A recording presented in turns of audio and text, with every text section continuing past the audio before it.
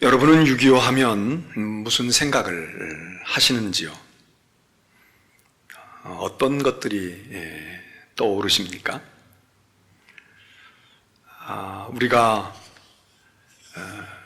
역사를 망각하는 백성들은 희망이 없다. 또 그런 나라와 민족들은 망할 수밖에 없다. 뭐 이런 비슷한 얘기들을 종종 하는 말을 여러분들이 들으셨을 겁니다.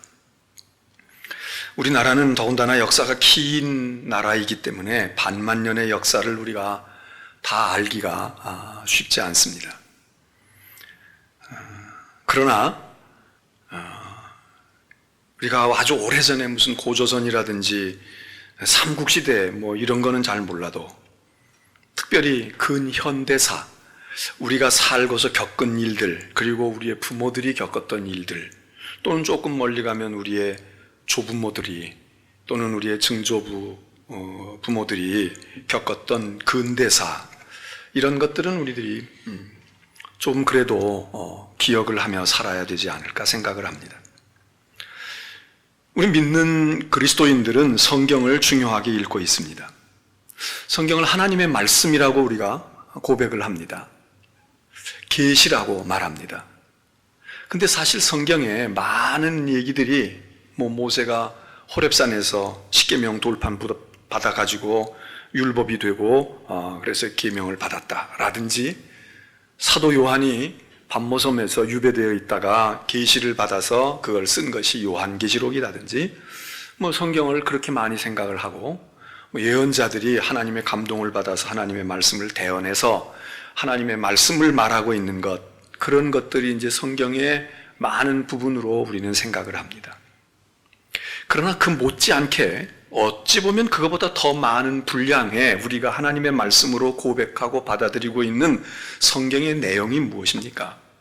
역사입니다. 그리고 그 역사는 우리의 역사도 아닙니다. 이스라엘의 역사입니다. 이스라엘이 우리하고 무슨 관계가 있습니까? 예수 그리스도 때문에 관계가 있지만, 그러면 우리는 복음서 읽고 신약시대 읽으면 되지, 굳이 무슨 그들의 조상인 아브라함, 이삭, 야곱의 이야기, 무슨 광야에 그랬던 그 시절로 따지면, 우리로 말한다면 애굽에 있었고 광야에 있었고 했던 그 시절을 우리의 역사에다가 대입한다면 그게 삼국시대 얘기가 아닙니다. 그거는 우리가 생각하는 거의 고조선이나 위만조선이나 뭐 이렇게 되어 있는 아주 우리로 말하면 역사 중에도 호랑이 담배 먹던 시절의 역사이지, 이게 무슨 고려시대, 고구려시대, 무슨 근세조선 이런 역사가 아닙니다. 왜냐하면 예수님 오신 지도 2000년이 넘었으니까. 삼국시대가 지금부터 2000년 전입니까? 2000년 전 아니거든요. 그렇기 때문에 우리가 남의 역사에 대해서, 그리고 역사라는 게 뭡니까? 역사는 우리의 이야기입니다. 역사는 그 속에 정치가 담겨 있습니다. 역사는 그 속에 사회적인 현상의 이야기들, 사건들의 이야기가 담겨 있습니다. 역사는 그 속에 윤리가 있고 문화가 있고 그리고 경제가 있습니다. 그래서 성경에 왕들의 얘기가 많아요.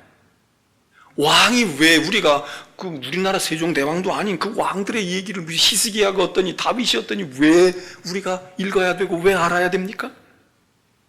그게 그냥 정치가 아닙니다. 그게 그냥 세상 이야기가 아닙니다. 아니, 거기에 있는 이야기는 우리가 읽을 때에 믿음으로 읽고 하나님의 말씀으로 읽으면서 우리는 우리의 역사를 모른다.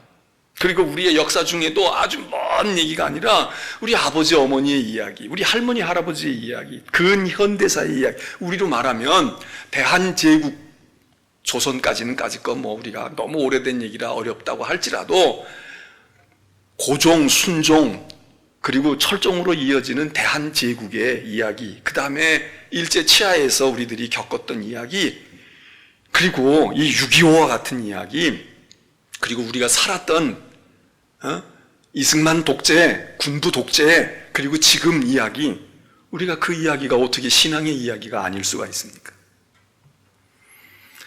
여러분, 6.25는 70년입니다. 올해로 딱 70년입니다. 멀다면 먼 이야기고 가깝다면 가까운 우리의 이야기입니다. 그러나 여기 6.25를 생생하게 기억하는 분들이 몇 분이나 계시겠습니까? 아마 적어도 6.25가 내 인생의 중요한 부분이었다 생각되시려면 80 중반 이상은 되셔야 하리라고 봅니다. 왜? 한 10살쯤 돼서 한 80살쯤 지금 된 분들 10살 때 뭘 압니까? 극적으로 누가 아버지가 폭격의 세상을 떠났다든지 뭐 어떻게 됐다든지 뭐 인민군이 와가지고 우리 누이를 잡아갔다든지 이러면은 기억이 나겠지만 그냥 먹을 거 없었어, 추웠어, 어디 걸어갔어, 기억도 잘 안 뿐만 아니라 그 시절에는 전쟁을 안 겪어도 우리가 다 춥고 배고팠기 때문에 뭐 특별하게 기억을 합니까? 한두 마디 토막으로 기억이 나지 그게 내 인생과 내가 살고 있는 이 나라와 이 역사에 이런 의미가 있었고 이건 그것 때문에 내 인생의 운명이 이렇게 바뀌었다 그렇게까지 해석을 할 나이는 아니지 않습니까? 그러니까 오늘 여기 나와서 예배 드리시는 여러분들, 여기 유튜브로 같이 예배에 참여한 우리 교우들, 그리고 우리 이 한국 이 땅에 지금 살아가고 있는 대부분의 사람들이 사실 6.25를 모르는 것입니다. 난 6.25 전에 태어났다고 해도 알아요? 아는 분 별로 없습니다. 그러나 우리는 알아야 합니다. 우리는 기억해야 합니다. 저도 6.25 이후에 태어난 사람인데 그래도 사회적으로 보면 이제는 노령 인구에 들어가지 않습니까? 노인이다 이겁니다. 제가 뭘 알아요? 저는 휴전 막 되고 나서 태어난 사람입니다.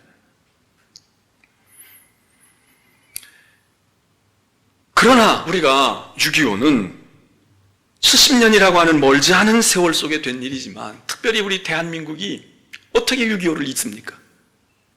우리 어릴 때는 어찌 잊으랴, 우리 그날을 어찌 잊으랴, 포스터도 그리고 뭐 그런 거 글 쓰기도 하고. 근데 이제 다 잊어버렸습니다. 잊어버리는 게 어떻게 보면 좋을 수도 있습니다. 아픈 이야기니까 요즘에 트라우마라는 이야기를 많이 하지만 정말 이 6.25는 우리 모두의 트라우마가 아닙니까? 트라우마 중에도 이런 트라우마가 어디 있어요? 이런 상처가 어디 있어요? 이런 우리에게 깊이 패인, 깊이 알알이 우리의 가슴을 후벼 판 이 비극적인 역사가 어디 있습니까? 전에는 6.25를 사변이라고 하지 않았습니까? 6.25 사변. 요즘엔 그런 말 잘 안 쓰죠. 6.25 동란 그랬습니다. 요즘엔 그 말도 잘 안 해. 그냥 6.25 또 뭔지도 모를 수도 있을 거고. 우리는 6.25 사변으로, 6.25 동란으로 또는 6.25 전쟁 이쯤으로 동적 상잔 이렇게 이야기하지만 외국에서는 한국 전쟁으로 알려져 있습니다. 한반도에서 일어나는 한국 사람들끼리 벌인 한국 전쟁.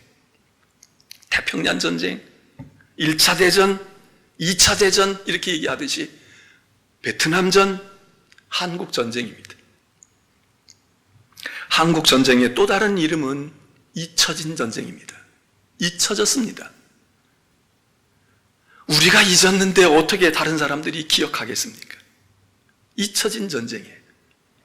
70년이나 된 이 조그만 땅에서 일어났던, 지금 그래도 한국이라면 코리아 이러고 조금 기억하지만 한국 존재도 없는, 한국이 있는지 없는지도 모르는 그 70년 전에 일어난 이 조그만 땅에서 있었던 그 전쟁을 세계상 사람이 기억할 필요가 뭐가 있겠습니까? 아니, 잊혀진 게 아니라 기억조차 한 적이 없지만 여기에 참전했던 미국과 같은 나라는 자기들은 잊어버릴 수가 없는데 자기들이 잊어버렸다는 거예요. 잊혀져 버렸다는 거예요. 왜? 그 후에도 전쟁을 많이 했으니까.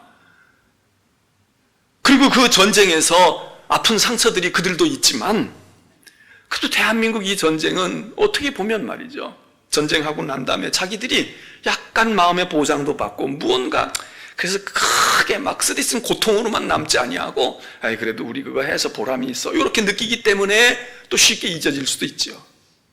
월남, 무슨 걸프만 전쟁 이런 것들에 대해서는 시간도 짧지만 자기들이 그 전쟁 왜 참여한 거야?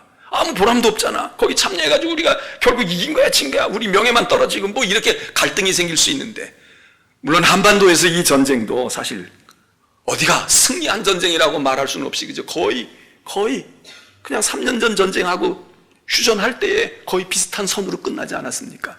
그럼에도 불구하고 그래도 마음을 쓰다듬어 내릴 수 있는 것은 이 대한민국이 그 이후에 그 전쟁 자체는 서로 중국과 북한은 자기들이 이겼다고 하고 미국과 우리는 우리가 이겼다고 이야기하지만, 그러나 그 이후의 역사 속에서 이 반쪽 지킨 이 나라, 이 역사, 여기서 우리가 그래도 꽃을 피우고 있고, 여기서 민주주의가 꽃을 피우고 경제적으로 이만큼 선진국 대열을 향해 나가고 있는 모습을 볼 때 그분들이 잊어도 되겠다, 그냥 아프기만 한 거는 아닌 것 같아.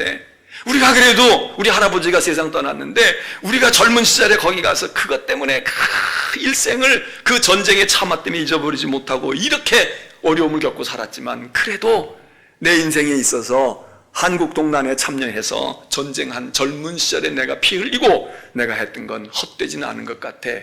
아마 그래서 마음이 좀 위로가 되고 평안해지기 때문에 잊어버릴 수 있는지도 모르겠습니다. 한국 전쟁은, 6.25 사변은 북한의 남침 아닙니까? 요즘에 어떻게 교과서에서 가르치는지 모르지만 여러분 분명하게 가르쳐줘야 합니다. 남침 아닙니까? 외세에 의해서 되어진 것도 있겠죠. 다 힘 있는 나라들이 저희들끼리 이렇게 해가지고 그냥 적당히 내팽개치고 적당히 이렇게 해서 된 것도 있지만, 주체를 이럴 때 이야기해야 될 것 같아요. 정말 이 땅에 일어나지 말아야 할 전쟁이 왜 일어났습니까?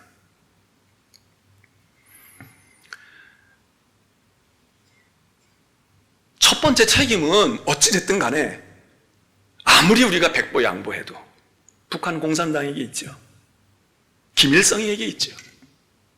그리고 조금 더 묻는다면 소비에트 스탈린에게 있고, 중국 공산당 중공이었던 모태똥에게 있지 않습니까? 스탈린의 허락을 받고 모택동의 후원을 힘입고 김일성이 치밀하게 준비해서 때를 노리다가 마침 미국이, 애치슨이라고 하는 국무장관이 동아시아 미국 방위선에서 한국을 제외시키겠다, 그러니까 이렇게 울타리를 자기들이 쳐놨던 것을 울타리를 걷어가지고, 요즘에 미군 철수 얘기 나오지만 이렇게 뒤로 울타리를 물리지 않았습니까? 이제 저 한국은 우리가 군정도 했지만 이제는 동아시아 우리 미국의 방위선에서 이제는 울타리 밖으로 내놓을 거야. 애치슨 국무장관의 애치슨 라인이라고 하는 선언이 나온 직후에 6.25는 터집니다. 이건 너무도 우리가 상식적인 것이고 너무도 잘 알고 있는 이야기입니다. 이 모든 것들이 맞아떨어졌어요. 김일성이는 절호의 기회를 얻었지요. 스탈린을 업었겠다. 모태똥이가 확실하게 소련에선 군사고문단이 들어와서 벌써 이미 다 활동을 하고 있겠다. 다 미략이 되어 있고 자기들도 열심히 준비했고. 그런데 남한에서 이승만 대통령은 흰소리를 뻥뻥 해댑니다. 아무 준비도 없는데, 탱크 하나 제대로 가지지 못했는데 입 벌려서 하는 말이 북진 통일하겠다는 겁니다. 북진 통일을 하겠다. 말은 좋지요. 뭘 가지고 통일을 해요? 북한이 뭘 가지고 있는 줄 알고 뒤에 누가 있는 줄 알고 애치슨 라인에 의해서 지금 우리는 고아가 되어 있는데 소리만 지르면 돼요. 북진 통일한다고. 그러니 얼마나 좋습니까? 김일성이가 그래 너희는 북진 통일해, 우리는 남반부를 통일할 거야. 그리고 도하선의 불을 당기지 않았습니까? 1950년 6월 25일 그날은 주일이었습니다. 주일 새벽에 38선이 무너지게 됩니다. 전면 공격이 감행됐죠. 국지전이 아니지 않습니까?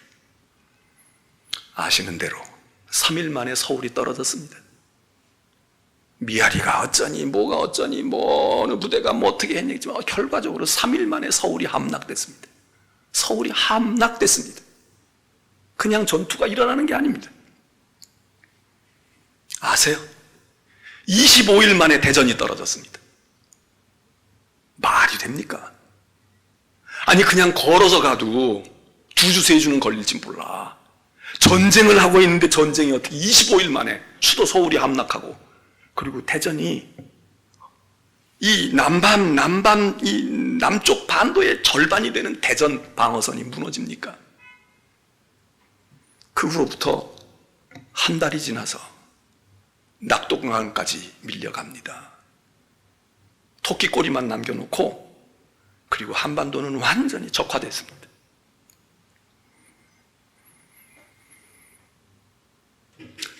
여러분, 우리는 이 6.25라고 하는 것이 너무나도 비극적이고 참상이 너무나도 잔혹한 일이고, 6.25 때 얼마나 많은 유엔군이 죽었고 우리 국군이 죽었고 우리 민간인이 죽었다, 이거는 말할 것도 없이 사실은 말이죠.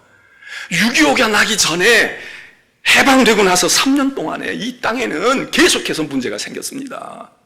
6.25가 문제가 아니라 그 전에 3년 동안 우리가 지금 뭐 역사를 반추한다 다시 한다 하는 이야기들 가운데 많은 사건들이 있는데, 통계적으로는 거의 10만 명의 사람이, 사상자가 이미 났다는 거예요. 이 남쪽의 반도에서, 북한 사람들 말로 하면 남반부에서 김일성이 내려오지도 않았는데 이 안에 남로당과 이 남쪽에 있던 공산당 남로당과 그리고 이 안에 있는 많은 고정 간첩들과 그리고 여기 와 있던 사람들 가운데 별의별 일이 다 벌어지잖아요. 전라도 지리산에서 어디에서 이러고 45년도부터 50년 전쟁 일어나기 전까지, 이 전까지 10만 명의 사상자, 죽었거나 부상을 입은 사람이, 희생자가 이미 났습니다. 6.25 전에 났다고. 그러니 전쟁에는 얼마나 많은 사람들이, 수십만이 아니라 수백만이 목숨이 왔다 갔다 하는 거죠. 우리는 왜 이 6.25 동란이 이렇게 비참하고 참혹스러운 것이고, 단일 민족이라고 말하는데 세상에 어느 여러 민족이 섞여 살아도 이렇게까지 치열하게 하지 않는데, 미국이 오래전에 남북전쟁을 했지만 그 남북전쟁은 거긴 별의별 사람 다 모였잖아요. 이미 거기는 아일랜드에서 온 사람, 이태리에서 온 사람, 프랑스에서 온 사람, 뭐 별의별 국가에서 다 온 사람들이 저희들끼리 싸우는 건 그렇다. 우리는 그러나 단군의 자손 자랑하면서, 우리는 단일 민족 자랑하면서, 일본 사람이 들어왔습니까? 중국 사람이 들어왔습니까? 우리끼리 있는 우리끼리 이 비참한 전쟁을 우리는 6.25라고 말합니다. 자, 이것은 우리가 대한민국 사람으로서 우리가 기억해야 될 일이지만, 여기에 우리가 하나 더 중요한 것이 있습니다. 오늘 이 시간 제가 무슨 6.25 역사 강의를, 여러분 저보다 더 잘하는 분들 많이 계시잖아요. 왜 우리가 이걸 기억해야 되느냐? 우린 그리스도인입니다. 우린 기독교인입니다. 이념적으로 우리가 진보다, 우파다, 무엇다 이거 떠나서 우리는 그리스도인으로 이 기독교 신앙의 관점에서 6.25를 보자고요. 무서운 전쟁입니다. 여러분, 우리는 일제에 억압을 당한 것도 너무 치욕스럽고 너무 억울하고 너무 분통이 터지고, 그래서 우리 할아버지들이, 우리 아버지 어머니들이 많은 고생을 겪고 지금도 그 후유증에 위안부 문제니 뭐니 떠들고 있는 것이 누가 잘했고 못했고를 떠나서 그 후유증 아닙니까? 일본이 그러지 않았다면 이런 문제가 생기겠습니까?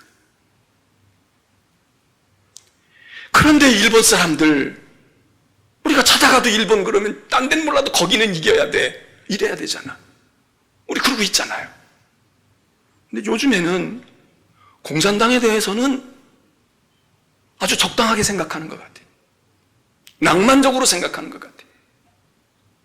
여러분, 그럴 수 있습니까? 더군다나 우리들 그리스도인들에게는 잊을 수가 없는 거예요. 여러분, 일본 때에도 우리가 민족이 고난도 받았지만 교회들이 박해를 받았습니다. 많은 교회들이 어려움을 겪어서 변절자들도 만들어냈어요. 교회 지도자들도 독립선언서 이야기한 사람까지도 나중에 변절이 돼가지고 지금 친일분자로 낙인이 찍혀있는 사람들이 많이 있습니다. 그때는 독립을 선언했는데 나중에 일본의 회유와 억압과 또 그리고 생각해 보니까, 야, 이러다가 나라 완전히 망해버리는 것보다는 내가 그래도 중간에서 이렇게 하면서 어떻게 요령 피우고 말이야, 독립군도 좀 도와주고 뭐하고 이렇게 회색 분자처럼 하면서 어떻게 그래도, 야, 학교 문 닫는 것보다는 그래도 학교 가서 가르쳐야 되잖아. 내가 가서 빌더라도 학교 문 열게 해주세요. 그래서 애들에게 한글도 가르치고 산수도 가르치고 가르쳐야 되잖아. 이런 분들도 사실 왜 없겠습니까?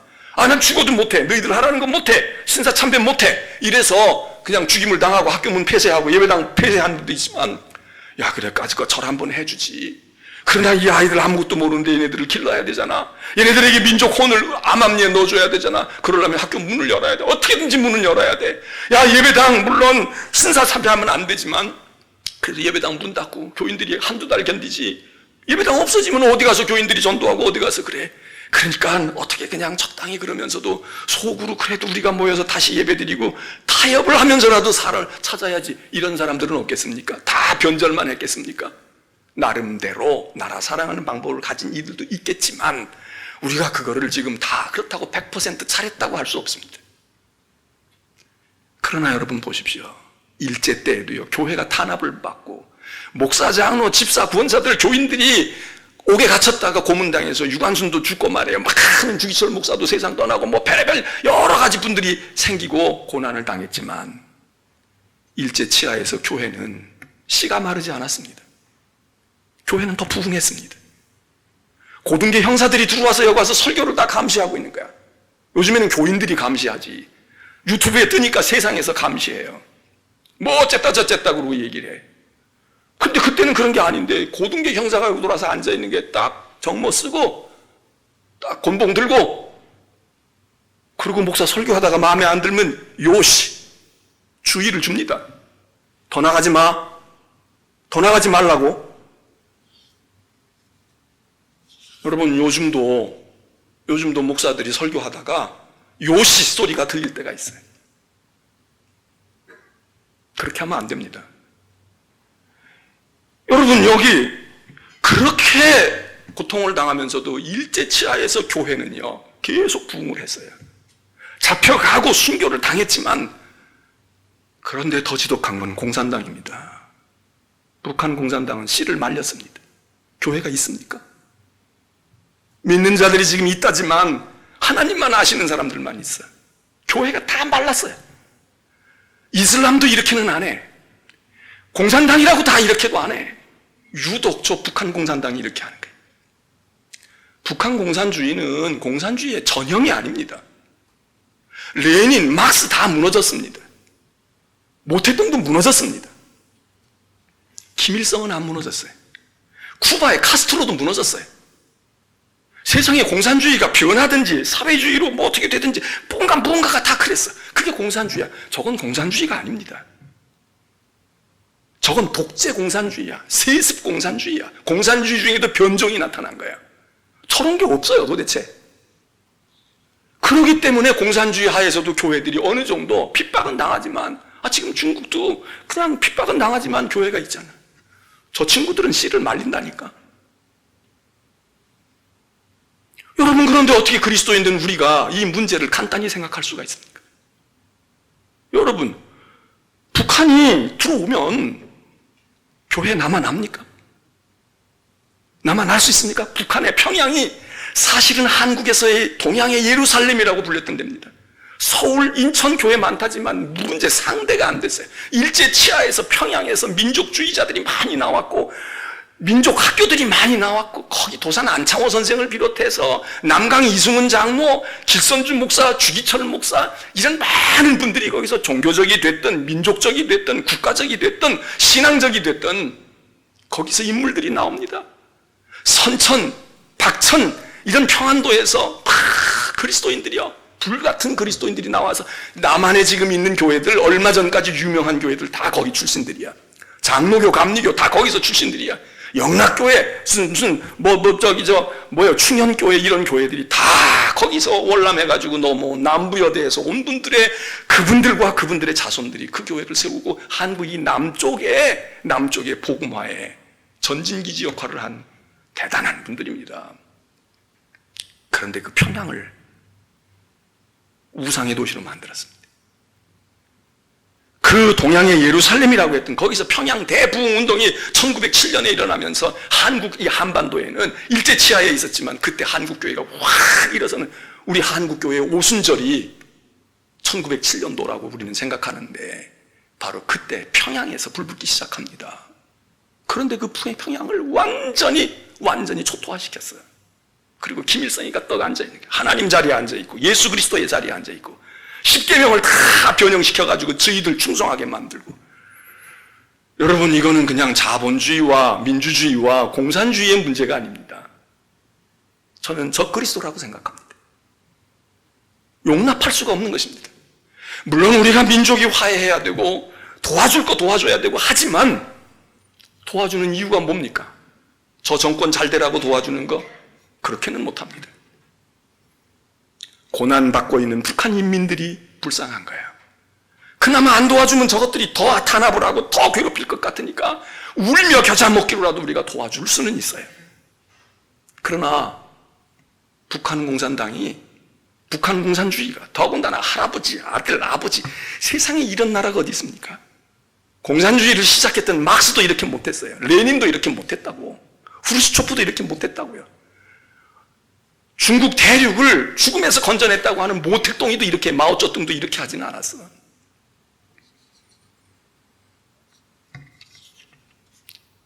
그런데 70년째 더군다나 6.25 전쟁이 일어나고 70년 뒤까지 저들은 건재하고 있습니다. 물론 하나님께서 허락하시니까 건재하겠지만 그렇다고 우리가 허락한 거니까 뭐 우리는 어쩔 수 없네, 그래야 됩니까? 기독교적인 관점과 신앙인의 관점에서 볼 때 공산주의는 유물주의고 유물사상이니까 안 된다고 하지만 자본주의도 유물사상이지요.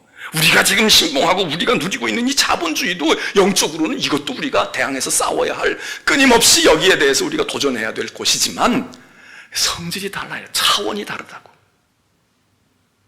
그들은 하나님의 자리를 다 차지했어요. 교회를 다 차지했어요. 교회가 있던 곳을 다 공산당 아지트로 만들었어요. 아주 나쁩니다. 그런 공산주의가 세상에 없어. 저 북한 공산당 같은 공산당이라도 저 공산당은 유별난 겁니다. 세습 독재 공산당입니다. 교회를 이렇게 말살시킨 데가 없어요. 교회를 이렇게 깡그리 다 아주 완전히 뿌리째까지 뽑아낸 이방 종교가 있습니까? 그런 다른 제국이 있습니까? 없어요. 그런데 저기가 그 짓을 해. 그리고 성공했어. 근데 어떻게 우리가 6.25를 잊습니까? 낭만이 아닙니다. 이념의 문제가 아닙니다. 무슨 외세니, 주체니 이런 이야기가 아니라 우리는 신앙의 관점에서 볼 때 다시는 이런 일이 일어날 수 없는 것이고 다시는 이 땅에 그렇게 당해서 안 됩니다. 오늘 성경의 말씀에 훈련에 대한 이야기가 나와요. 우리가 잘 아는 말씀입니다. 야, 육체의 훈련도 굉장히 유익이 있잖아. 육체 훈련하면 건강해지고 오래 살고 말이야. 뭐 육체 나이가 말이야. 뭐 어떻게 되고 뭐 다 알잖아요. 육체 연습해야 돼. 훈련해야 돼. 맨날 운동하고 뭐 해야 돼. 근데 성경이 얘기해요. 육체의 훈련, 연단이라는 말은 훈련이라는 말인데 훈련은 약간, 그게 유익한 게 많지요. 약간이 아니야. 우리는 굉장히 많아. 운동하지 않으면 암만 그래도 소용없어. 운동해야 돼. 이거 다 우리가 여기 세뇌가 돼 있어요. 굉장히 유익한 게 많아요. 정신도 건강해지고 생활도 활력이 넘치고 뭐 자신감도 생기고 뭐 얼마나 많아요. 그런데 성경은 이야기합니다. 육체의 훈련이 유익이 많다고 해도 이 훈련에 비하면 그까짓 거는 조족지혈이다. 그 세 발의 피다. 아무것도 아니야. 이거는 이 훈련하면 더 큰 유익이 있어. 무슨 훈련이냐? 경건의 훈련이다. 믿음의 훈련, 신앙생활의 훈련. 여러분, 예배도 훈련입니다. 지금 이 예배도 훈련이에요. 전쟁 그러면 우리는 뭐 여러 가지 비참한 것도 생각나고 뭐 여러 가지 있을 수 있지만 군인이 떠오르잖아요. 전쟁을 치르는 군인을 떠올려. 장군도 있고 병사도 있고 전쟁에서 죽은 군인도 있고 부상당해가지고 평생을 고통받는 이도 있고 그 전후의 죽음 앞에서 아무것도 할 수 없이 목숨은 살았는데 자기는 살았는데 그 전후 앞에 미안하고 야, 내가 너를 살리지 못하고 너를 지키지 못했어. 이게 남아가지고 일생 마음에 그늘진 인생을 사는 분들도 있고 그 군인의 정신을 가지고 용기 있게 살아서 세상에서 보란듯이 우뚝우뚝 서는 분들도 있고 군인이 생각납니다. 군인 그러면 무엇이 생각납니까? 군인은 돈 버는 사람이야. 군인은 쿠데타 일으켜가지고 정권 잡는 사람이야. 그런 것 생각납니까? 군인은 전쟁, 하는 사람들입니다. 아니면 훈련하는 사람입니다. 여러분, 군인은 훈련하든지 전쟁하든지 둘 중에 하나예요. 그거 아무것도 전쟁도 안 하고 훈련도 안 하려면 군인을 왜 둡니까? 뭐하러 군인을 수십만 명씩 두고 있습니까? 여기 군대 갔다 온 분들 많잖아요. 우리는 훈련하다가 왔어. 전쟁은 안 해봤어. 감사한 겁니다. 우리가 훈련했기 때문에 전쟁을 안 하는 거야. 훈련을 안 했으면 전쟁했어야 돼. 훈련해서 땀 흘리고 눈물 흘리고 콧물 흘리고 그리고 막 몸소리 치고 이랬지만 그랬기 때문에 피를 안 흘려도 된 겁니다. 안 했어 보세요. 피를 요구해. 피 흘려야 합니다.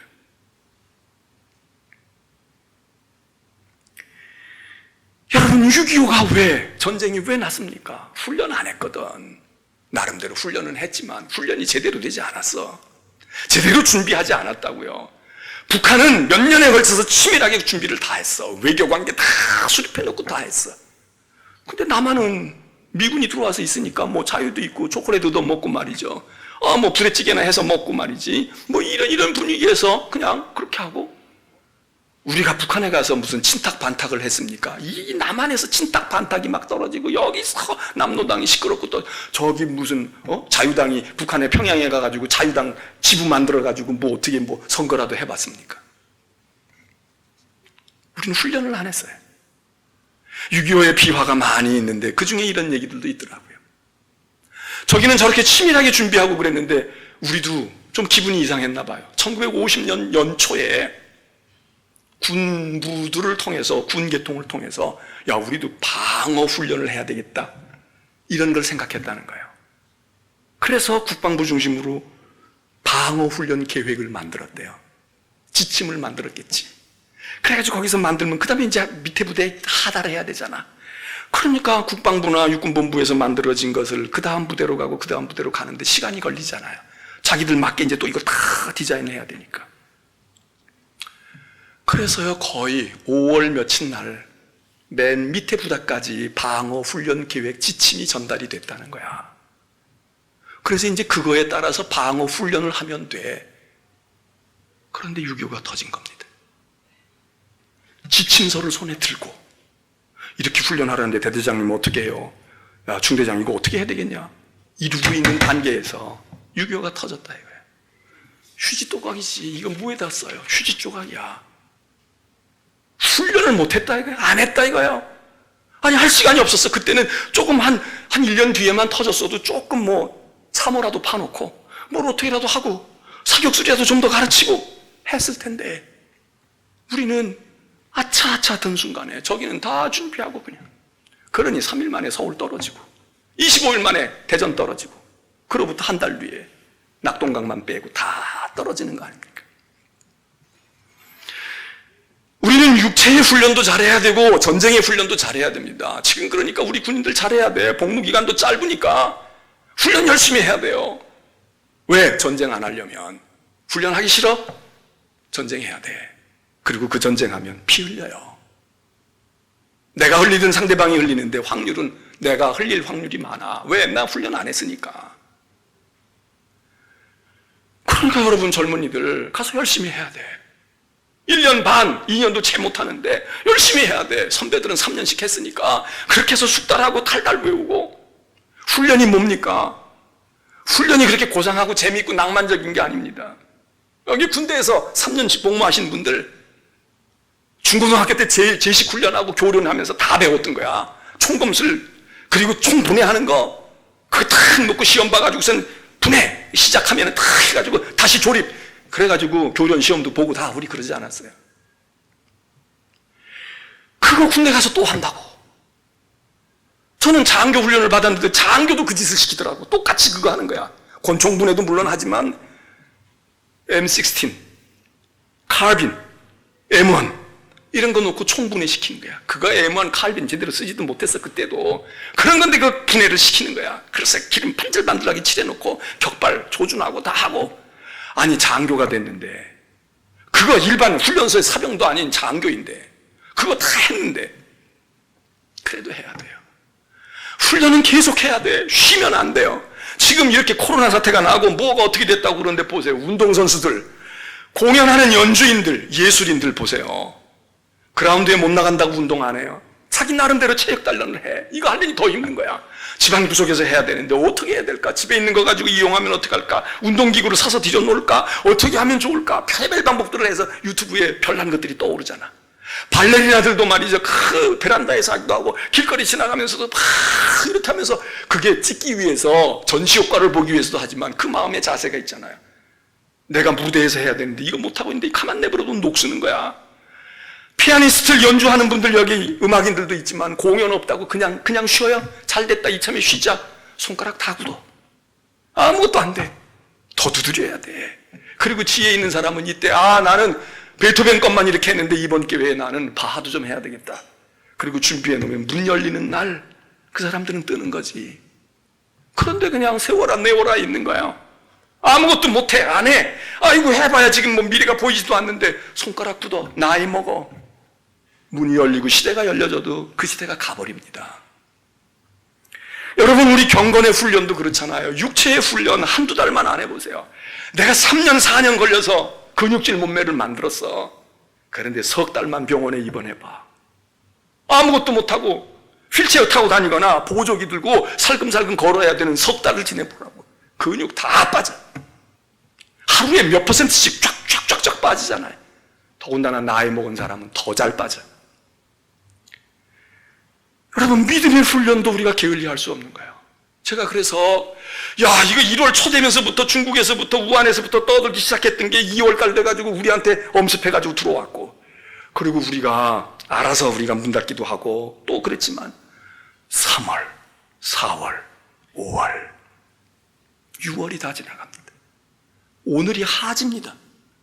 이제 해는 짧아지기 시작하고 금년으로 봐도 이제 한 해의 절반을 우리가 이렇게 소모를 했어요.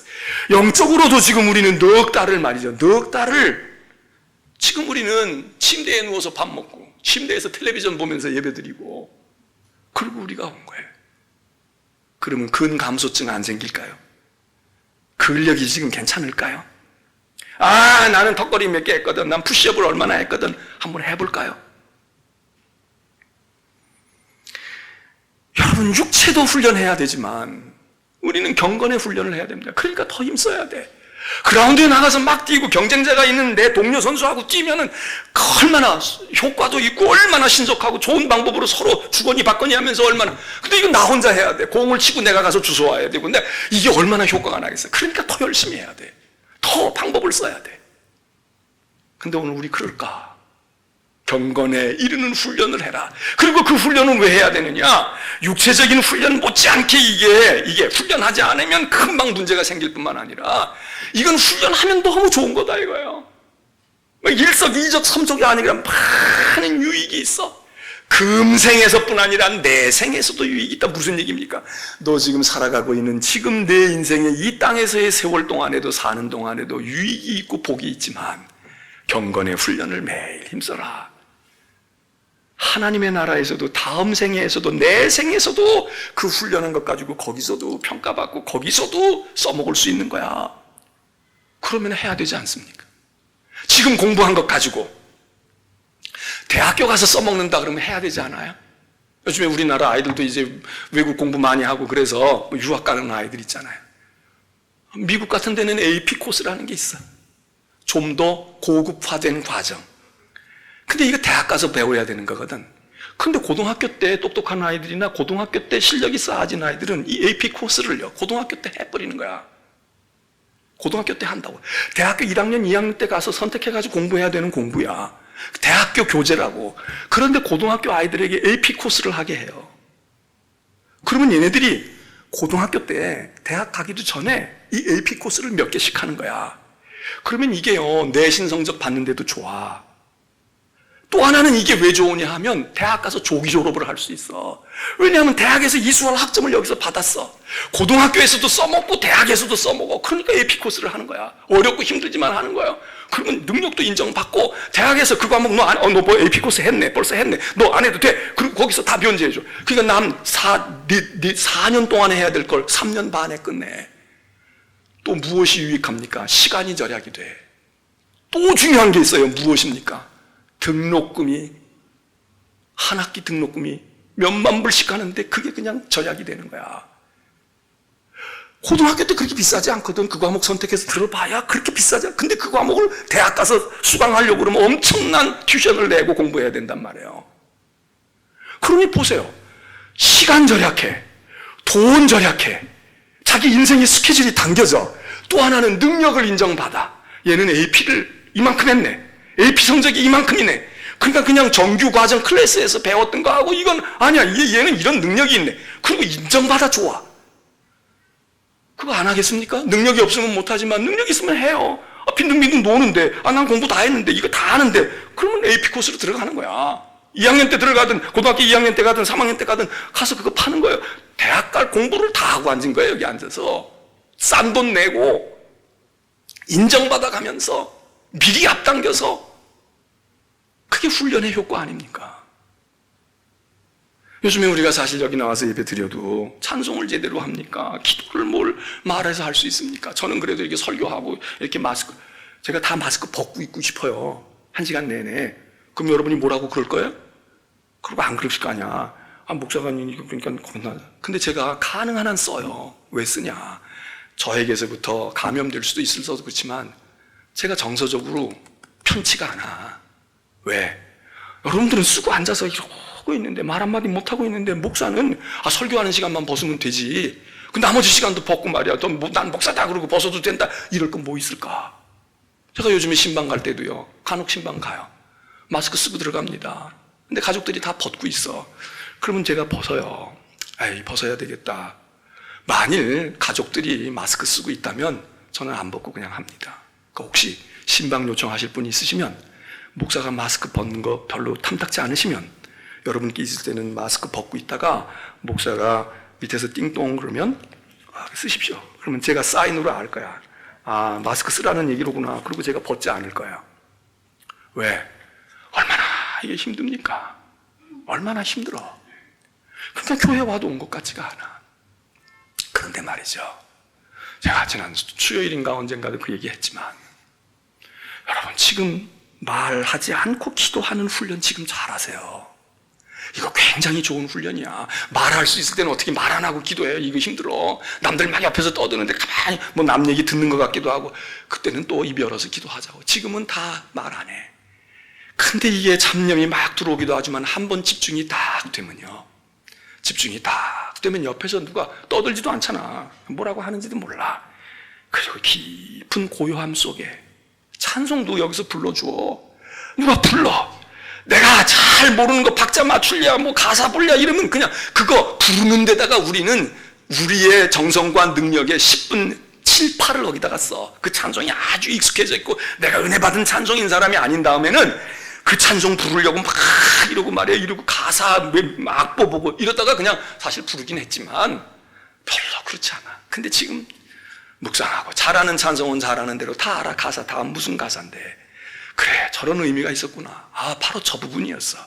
그래 저렇게 찬송을 저렇게 부르니까 그러면서 마음속에서요 그냥 마음으로 아멘만 하면 더 좋은 찬양이 내 고백으로 얼마든지 실어갈 수가 있어. 왜 어렵습니까? 왜 안 됩니까? 됩니다. 지금은 지금으로서의 좋은 환경과 여건 속에서 지금 할 수 있는 거야. 얼마 전에 어떤 분이 그러더라고요. 어떠세요? 사업이 어떠시고 직장 어떠세요? 요즘에 다 어려워서. 괜찮아요, 목사님. 저희는 괜찮습니다. 제가 나가는 직장은 괜찮습니다. 왜요? 주로 정부를 주도해서 정부 사업을 한다는 거예요. 근데 목사님 생각해 보세요. 지금 민간 기업 돈이 없잖아요. 그러니까 정부는 지금 돈을 풀어야 됩니다. 돈을 나눠줘서 쓰게 해야 돼요. 그러니까 정부가 하는 사업들을 지금 벌려준다는 거예요. 너 이것 좀 해봐, 이것 좀 해봐. 그 마침 자기가 근무하는 회사 거기는 정부 주도의 사업을 주로 많이 했대. 민간 것보다 정부 것. 정부가 요즘에 일감을 줍니다. 그래서 우리는 괜찮습니다. 바쁘고요. 그래서 프로젝트도 지금 하나 새로 해서 건물도 지금 사서 어떻게 해보려고 그럽니다. 나 듣다 또 이런 얘기를 듣는 거예요. 분야가 그렇게 돼가지고 유통업이든지 이렇게 돼가지고 하는 건 있을 수 있지만 정부 주도의 사업이, 그래, 다른 데 민간은 다 대기업이든 뭐든 자본이 많으는데 정부는 이때에 돈이 많아서도 그렇지 하지만 돈이 많이 있는 것보다 정부라도 풀어줘야 되잖아요. 야, 이거 우리라도 풀어서 줘야지. 이게 돌아가고 월급도 받고 이러지. 제가 한마디 들으니까 알겠더라고요. 그래요. 아, 다행이네요. 아, 그래서 프로젝트가 있으시군요. 아, 그래서 그렇게 하시려고 그러는군요. 예, 그래서 지금요, 도전하고 있어요. 여러분, 다 죽는 것 같아도, 다 안 되는 것 같아도, 훈련하고 준비하고, 그리고 딱 무언가 갖추고 있는 데는 기회가 오잖아요. 여러분, 이렇게 찬송 부를 때 가만히 있으면서 찬송, 그게 너무 은혜가 돼. 저는 요즘에, 은혜가 되는 거예요. 은혜가 돼. 그래. 내가 저 찬송 저거 잘못 불렀네. 이런 것도 깨닫게 되고요. 거기, 저 부분 곡을 내가 애매하게 불렀구나. 저게 정답인데 왜 거기 합창단들이 다 하고 있습니까? 가사에서도 은혜 받고. 우리 요즘에 합창곡을 금요일이나 수요일 날 이런 때는 틀어드려요. 새벽에도 틀어드리고, 주일날은 우리 목사들이 이렇게 하지만, 그럼 거기 1, 2절 부르고 중간에 쉬어요. 간주를 한다고. 되게 합창들 그렇게 하잖아. 그것도 은혜가 됩니다. 1절, 2절 불렀어. 그리고 간주가 들어가. 합창단도 조용히 있고 악기만 나와. 오케스트라만 나와. 그 시간에 음미해 보는 거예요. 그래. 이 미국 교회 같은 데는요, 예배 드리다가 찬양을 부르는데 우리는 그냥 1절이든 5절이든 다 부르잖아요. 근데 미국 교회나 또 미국 감리교 연회 같은 데 이렇게 가게 되면 찬양을 한 번에 다 부르질 않아. 절반을 나눠요. 4절이면 1절, 2절에서 끊어. 5절이면 1, 2, 3절 하고 끊어. 그리고 간주를 하고 회중이 다 부를 때 그렇게 해. 그러는 다 모든 교회가 그러지 않지만 그런 교회가 있어. 6절이면 3절 부르고 3절 부르고. 석절이면 어떻게 하겠어요? 2절 부르고 쉬었다가 3절째 부르는 거야. 근데 이제 우리도 이제 앞으로 또 새교회 가면 예배당이 잘 울려서 또 공명이 되면 좋기도 하지만 그럴 때요, 반주자들이 이제 1절, 2절 부르고 나면 3, 4절 남겨놓고 간주하잖아. 정말 또 짜임새가 있고 멋있는 교회는 어떻게 하는 줄 아세요? 그냥 쉬었다가 간주하고 그냥 3절 들어가는 게 아니야. 그 간주하는 사이에 반주자가요, 반음쯤 올려. 1절, 2절 부르던 조에서 반음을 살짝 올린다고. 그럼 회중은 3절 부를 때에 1, 2절 불러줄 때 하고 다른 음으로 그냥 자연스럽게 올라가요. 요게 반음 차인데 굉장히 찬양을 굉장히 새롭게 만들어. 너무 좋아. 그 반주자들이요, 그거를 탁 하다가 간주가 시작이 됐어. 간주 들어가는데 분명히 우리가 부른 걸로 간주를 시작했는데 그 다음 소절 들어갈 때쯤에는 어느덧 어디선가 반음을 살짝 올려놨다고.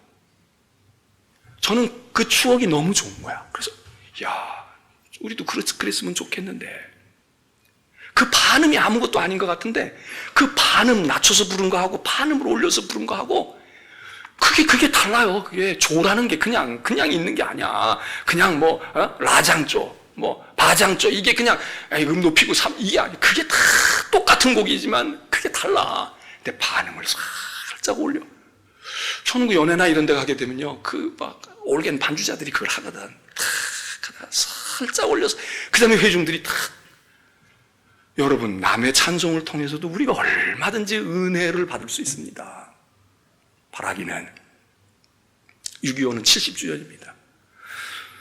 제가 80주년 6.25 설교를 하겠습니까? 75주년 6.25 설교를 하겠습니까?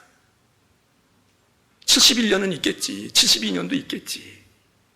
근데 무언가 묶음을 딱 짓는 70년. 우리는 70년은 희년의 해입니다.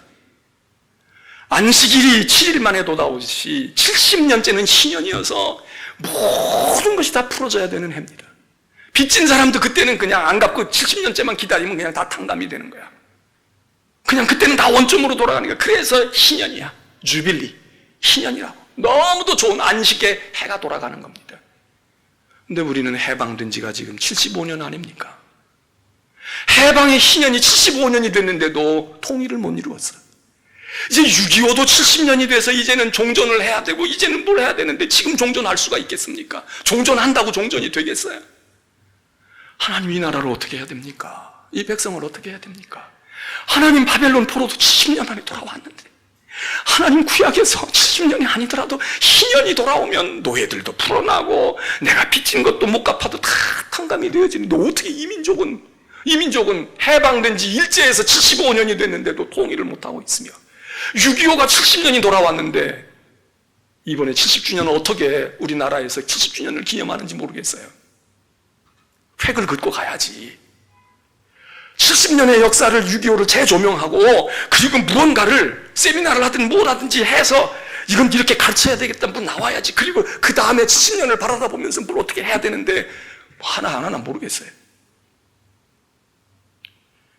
여러분, 이게 70년이라고 하는 게 우리에게는 너무도 값진 해거든. 우리는 그렇다선 치자고요.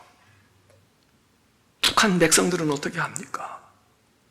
70년을 억눌려 왔어. 36년을 이방 사람들에게, 일인들에게, 일본 사람들에게 짓눌려 왔어. 그리고 해방됐어.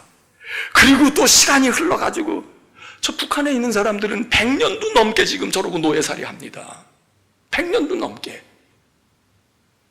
북한 정부하고도 우리가 사이가 좋아야 되지만 북한 백성들을 어떻게 해야 하느냐고. 지금 들려오는 소문은 여러분 아시잖아. 경제가 튼튼한 나라도 지금 막 실업자가 나오고 구조조정하고 막 뭔가가 어려운데, 저 북한이 가만 내버려둬도 굶고 앉는 사람들인데 다 문은 틀어막고,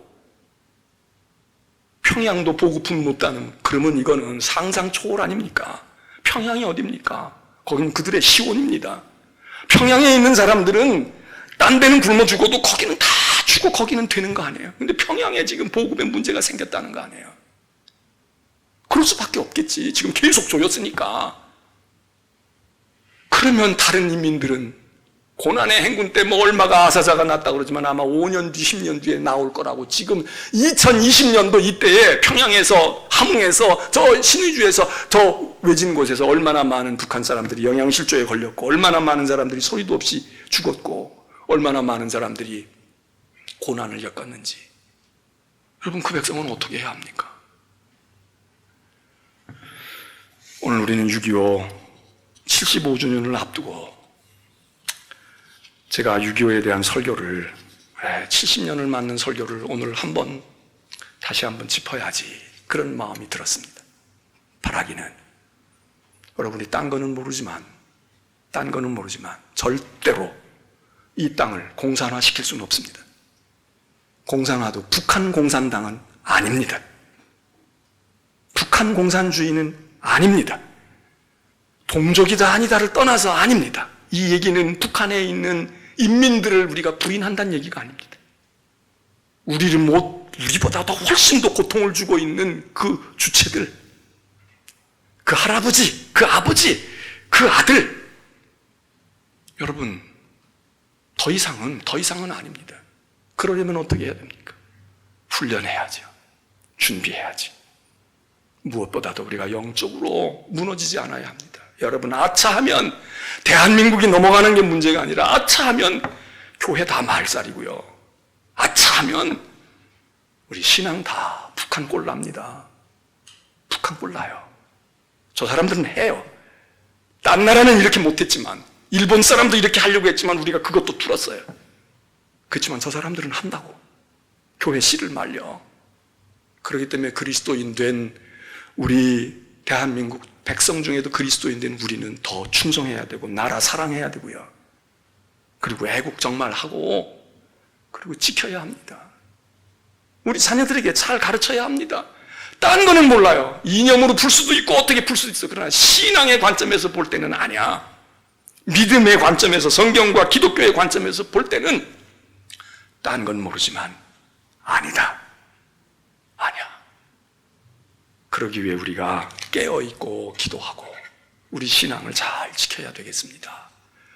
사실 북한이 걱정이 아니라 우리 스스로 무너지는 게 걱정입니다. 영적으로 우리 스스로가 연약해지는 것.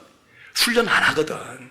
이게 주일이 훈련인데, 여러분, 이 고비를 우리가 잘 넘기면 코로나 이후에 우리가 새로운 믿음의 활력을 얻을 것이고, 우리나라도 지금 우리가 잘 어려움 속에도 잘 하고 있잖아요. 뭐 우리끼리 갈등은 하지만 그래도 비교적 잘하잖아. 우리 한 단계 치고 올라가서 통일해서 저들을 품고 그들에게도 먹여주고 그들에게도 복음을 다시 들려주고, 평양에 이제 우리도 75주년 예배당 지었으니까 그 다음에 할 일은 뭐겠어요? 평양이든지 신우지든지 개성이든지 우리 이제 거기다가 인천중앙교회가 예배당 하나 지어야지. 저는 기회가 없겠지만 여러분들은 기회가 있습니다. 찬송을 우리 356장을 찬송하는데, 이 찬송을 가사를 생각하면서 우리가 영적인 싸움을 싸워야 되겠다. 내 영혼이 싸울 때 주님이 나의 대장이 되셔서 주님 우리 나라 인도하시고 우리 역사 인도하시고 우리 이 한반도 땅을 하나님의 은혜 가운데 두시옵소서. 이 땅을 복음으로 지키시고 예루살렘으로 영원히 주님 오실 때까지 여기 교회가 무너지지 않게 하옵소서. 여러분이 기도하는 마음으로 우리 마음으로 찬